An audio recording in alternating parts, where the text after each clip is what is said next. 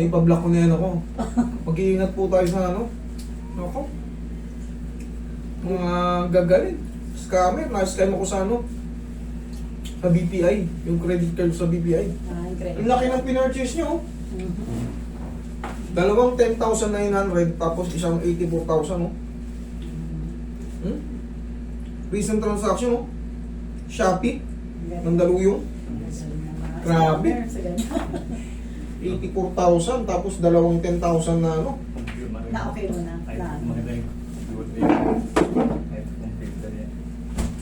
Hopefully maayos ng bangko. Nice. Bossing, ano nangyari sa ito? Ano bang masakit sa akin? Ano kasi siya yung na-stroke, mild stroke. Hmm. Yung nag-flat yung kaliwa, yung kanan niya ang ano. Kaya pala parang may ano kayo, may something na yung movement niya hindi normal, na stroke pala si sir. Pati yung ano niya, bilang niya pa naman siya. Basa ito pag mo. Kaya gusto niya pag-body massage. Masakit niya mag... Pagka parang umuurong yung dila nyo, i-maintain nyo lang sa umaga. Parang kaya, no? Para lumabas yung vocal cords nyo, para hindi mapigil Sabi yung niya nyo. pag lumulunok daw siya, parang may bumaba. Di ba? Iano nyo. Ganun kayo. Isigaw nyo para yung vocal cords nyo hindi mapigil. Pag napigil na yan, wala na.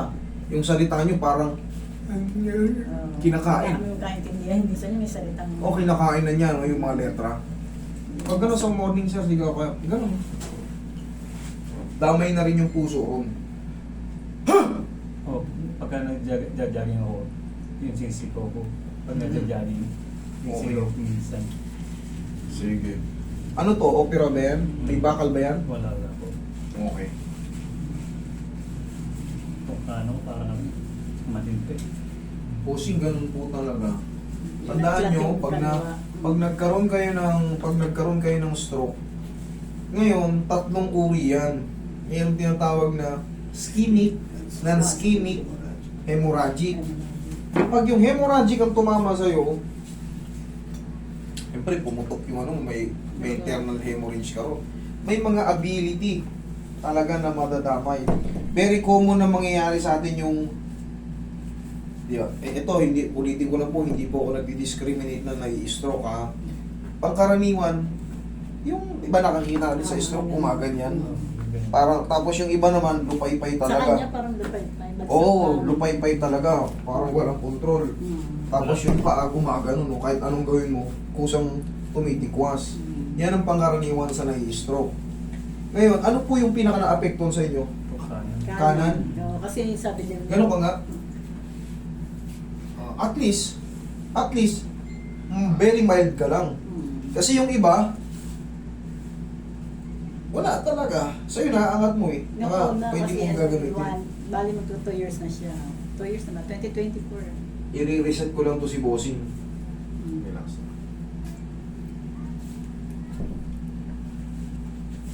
Masabi ni Peko na ko na rin.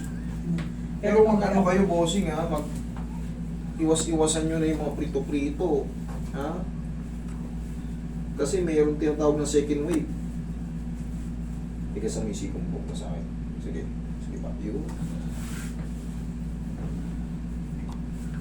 Relax na.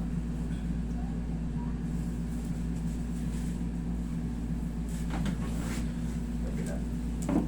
Okay lang. Opo. Papakita ko sa anak ko eh. Siya nang buksan.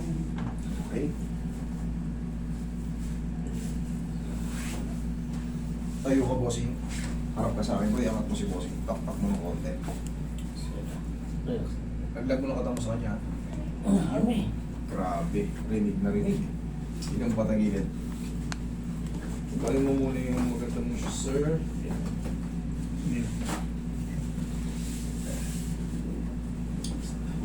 Hindi kayo na-operahan kahit saan. Wala po. Wala naman. Diyan lang, yung kamay lang. Yan yung braso.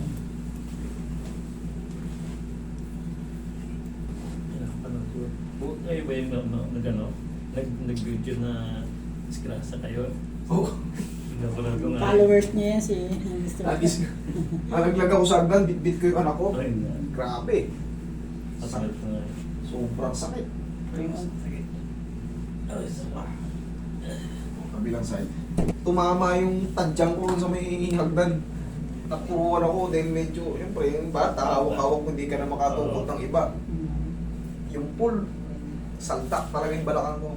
Basahin dito ko. Iba yung may alam. Iba yung may alam, siyempre, kahit pa paano. Relax lang. Okay, tapa. Pag walang alam, siyempre, pupunta rin tayo sa mga ano, sa mga nagpapahilot, ay nagpapa-adjust, nag-a-adjust ng buto. Pero, awa ng Diyos, na ano naman natin, napagtagumpayan natin. Kung hindi kasi uubra, pag hindi rin uubra si Roy, siyempre, lalapit na rin ako sa mga alam kong marurunong. Ang mahalaga, walang fracture. Kahit sobrang lakas ang bagsak mo. Gumano, no? Yung L5 ko, gumano, no? Kita niyo yung x-ray ko? Relax na. Ginalaw din po ba yan sa likod niyo? Pinagalaw niya? Ako lang. Kayo na lang. Ako lang muna. Ako rin napaupo Pagka hindi ko kaya, papatukod ako kay Roy. Pag hindi ko kinaya, awa ng Diyos na kaya naman. Tsaka alam ko kasi yung gagawin eh. Kumbaga, pag nakita ko na kasi yung files ko, unti-unti ko nang inaano yan, pinag-aaralan kung paano magiging action ko sa mga susunod na araw. Kailangan ko lang alisin yung mga pamamaga.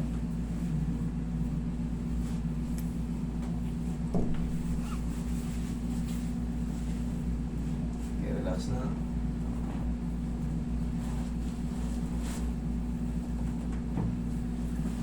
Sa mga nai-stroke, payo ko sa inyo, kailangan mag-maintenance na kayo ng mga walking, papawis. Kailangan nyo yan. Kasi, mahirap yung second wave. Ngayon, naapektuhan ng konting, konti lang. Tapos, siyempre, may manhid. Pag nag-second wave ka, pumutok ulit sa kabila naman, susunod yan, baka hindi ka na makatayo, hindi ka makalakad. Titigas na yung paa mo, or matutuluyan ng wala nang lumabasan. Yung iba kasi nang pupunta rito, wala talaga, hindi nila mailabas yung ano. Pero sana, hindi na kayo ma-stroke ulit. Control na. Kung ano yung dati nyo kinakain, tigilan nyo na yan. Yung mga prito-prito, madalas na pares, puyat, inom. Pag nagsabay-sabay yan, tapos minsan kang na bad trip, na high blood ka, yan na. Mag-explode na yung mga brain nerves. Damay na yung isa. Kasi yun. Nalubak na ako sa ano. Diyan ako muna.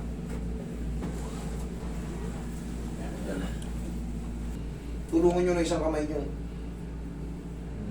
O, ito nga salita niya walking. Kasi siya nagbabike. Nung nag-walk kami, nalay daw agad yung legs niya.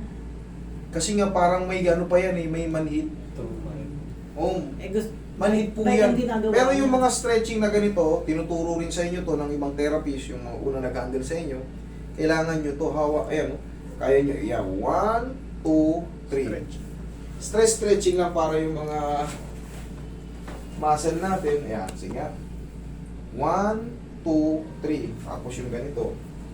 Relax lang. Masakit dyan sa singit. O, unti-unti lang natin. Unti-unti lang natin. Sige. Masakit siya pag ganun? Binubuka. Yan na, ganun. Sige. Tatanggalin natin. Tutulog. Ano? Pag natutulog nga ako, ginaganon. Buka, nagigising ako. Nagigising ka pag ganun? Oo. Sobrang ngalay na yan. Sige, relax na kung lalabanan na.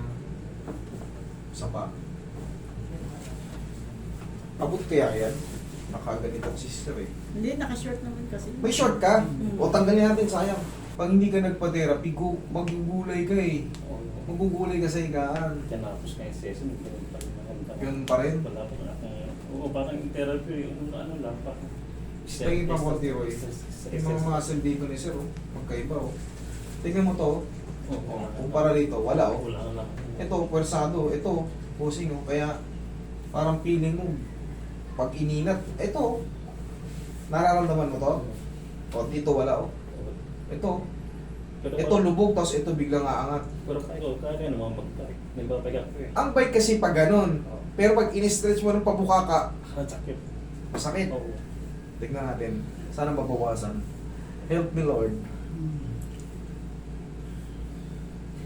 Pero sir ang maintenance ito is control sa pagkain. Tandaan nyo, sa pagkain tayo na stroke. Hindi sa ano. Kaya pumayat matanda na. Sobrang diet na. Ano yung madalas kinakain ni sir?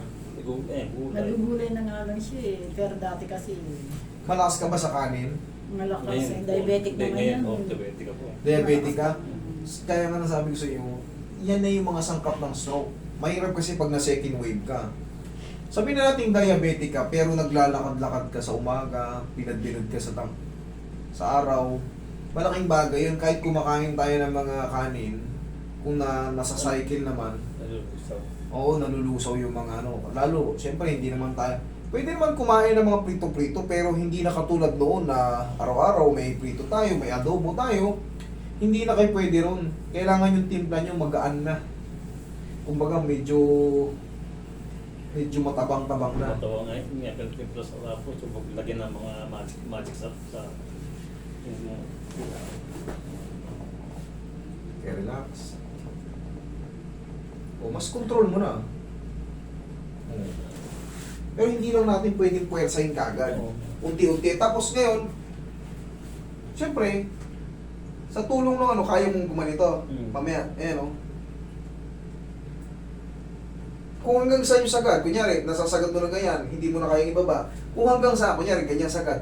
1, 2, 3. Balik lang. Ginagawa Okay? ko yun sa bahay.